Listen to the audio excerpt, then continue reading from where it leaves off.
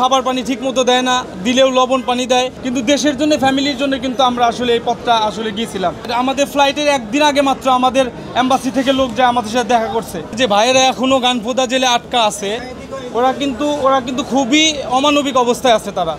তারা ওইখানে খাবার পানি ঠিকমতো দেয় না, দিলেও লবণ পানি দেয়।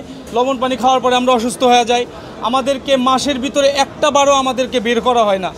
4 দেয়ালের ভিতরে আমাদের একটা রুমে সবসময় আটকা রাখা হয়।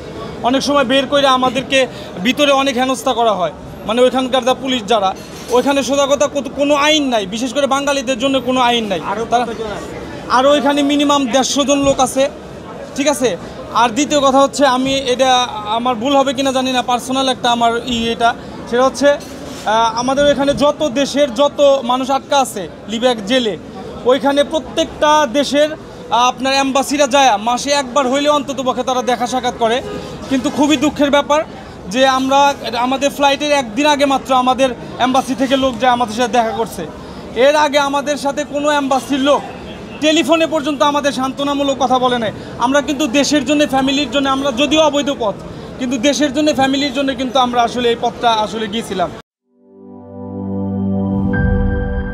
বান্ডেল থাকলে প্রতি সেনমানিতে টাকা বাঁচবে। বিকাশ সেনমানি বান্ডিল কিনে জিতুন প্রতি লেনদেনে।